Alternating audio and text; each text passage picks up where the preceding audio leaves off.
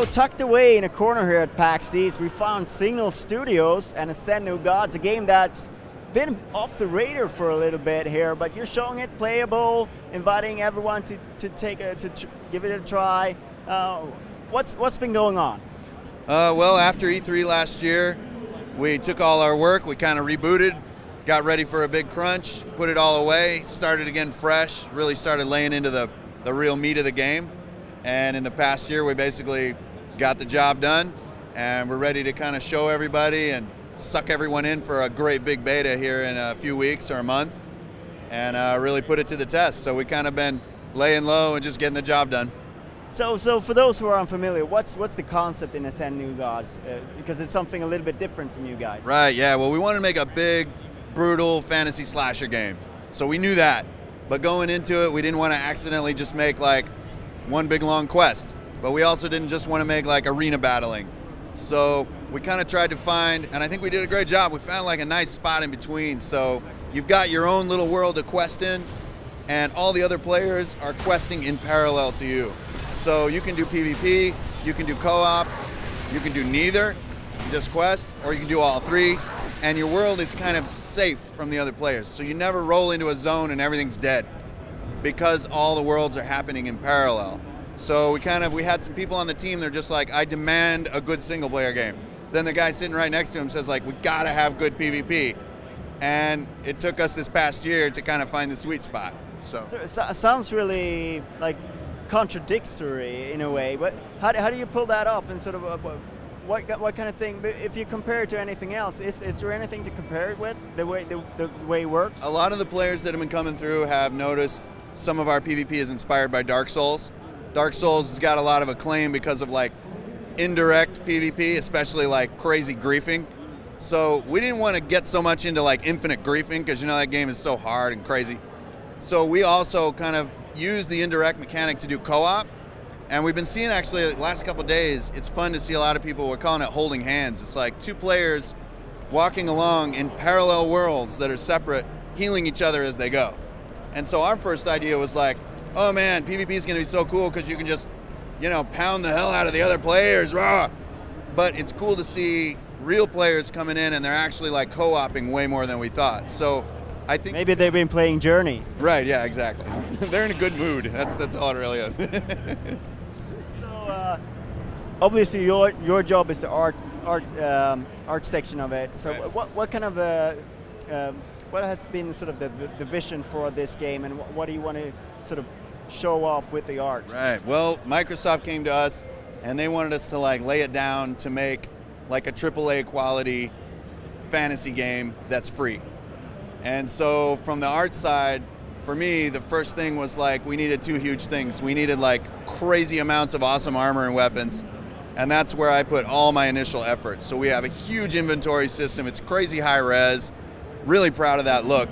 And then the second big one is we wanted to have enough levels where you can just play like an old-fashioned RPG, just play straight line, and still just kind of want to see what's next. Like, I'm going to go see the marsh, and then I'm going to go see the mountains, and then I'm going to go see the swamp and the lava world, and you know what I mean? That's like, in the old days, that's always what pulled you ahead. So when we were doing the art project, first thing we did was try to lay out all the levels. So we've got, I think, 35 or 36 right now, and get all of the armor concepted out. So one of the cool things is when we set out to do that, we made this huge, massive concept art, and the boss really liked it all, and most of the concept art is in the game in the form of lore. So I felt like once we got those two things done, ever since then we've just been polishing it and refining it, fixing all the little side stuff, but really proud of the job that the team did on the armor, the weapons, and just the vistas in the world. I feel like the world pulls you forward. You kind of want to see what's next. Yeah, so I'm going to latch on to something that you just briefly, casually mentioned there in the beginning of that answer. It's free. How does that work, and what are you aiming to do? Right, well, we set out to try to make a big box like AAA console game on XBLA that was free top to bottom. So not only do we want to just make it free, we want to avoid all the paywalls and the pay-to-win problems that some of these games are having. So in Ascend, the whole thing is free. You can go through the entire game free. We've peppered the world with free currency. So for players that play diligently and kind of, look through all the nooks and crannies, they can grind along at a pretty good pace. So if you don't want to drop money on the game, you're not forced to grind at some mind-numbing pace. Also, you get currency from all the enemies that you kill. And then when you're feeling like, hey, yeah, this game is awesome, you can throw a couple bucks at it, speed up the experience, or like look cooler, do more PvP faster. But there are no barriers, and that's why I'm really proud of how we treated the whole free problem, because we're kind of following the principle like, even if you have all the MP3s, you still buy the album. You know what I mean? So we're just trying to make a game that's good enough that halfway through, you're not forced to pay, but it feels like, hey, why not? This is awesome. So I think we did a great job, and kind of got to throw props to Microsoft for taking a huge gamble of just saying, like, make a gigantic game, and it's going to be totally free, and no weird paywalls. And it's like, all right, and it better be good. Like, as long as it's good, this is all going to turn out great. So. Yeah, because it is a little bit, they have been a little bit hesitant to sort of bring the free-to-play to Xbox Live Arcade. There's not that many examples of it. Right. So, but I guess you're being a little bit of a guinea pig here with this kind of concept. I think we are. We got a cool relationship with Microsoft. We're really tight with them. So they didn't just say, go make a free game and blah, and off we went to pasture. We've worked with them really tight the whole way, which drives you crazy and is totally awesome all at the same time. So we got a lot of heads cracking on the one problem. So I feel like this era of free games being all weird and rude and in your face and making you pay before you know if you really like it, I hope is ending with games like what we're making. It's just give me an awesome game, and when I know I love it, then I'll decide to do it. And if I never really like it enough to pay, that's fine too. You know? All right, so what's the PAX East experience for you guys? You get to meet fans right on, you get to see people playing the game who have no sort of previous relationship to it. Right. What's that like?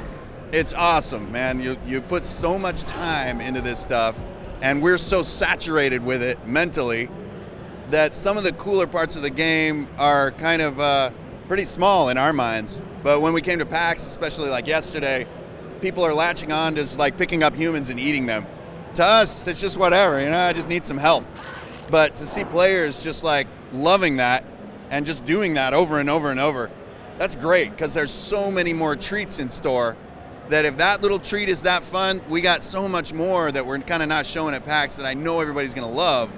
Like where you're using humans in army battles and like you're getting deeper into the game, the PvP gets crazy, and we're really not seeing all of that happen just because people can't play the game for 8 hours. So to finally let everybody play and then see them doing co-op in ways we didn't think they would, and it's just awesome. It's a huge payout. Everybody back at Signal has worked like crazy on this game. So it's just awesome. It's a great feeling, and the booth is constantly packed. It's been really fun. So the beta is coming up soon. When do you think that you'll release the full game on Xbox Live Arcade? That's a tough question for a meager art director. But, I mean, the official word is we're going to beta in May, and then if everything's smooth and it just all goes really well, I'm pretty sure we're going to release June, late spring, early summer we could call it. But I'm looking forward to the beta because we finally throw enough players at it, we can really master the economy. The economy is the one thing you just can't master with like 100 testers, or even 200. You need a ton of people playing it, a ton of hours.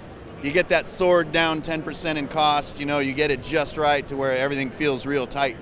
And I think it's going to be really fun. We've come so far, now we just need that one little touch, which is like where everybody comes in and helps us figure out the final piece. All right, thank you very much for your time. Yeah, man, good to meet you.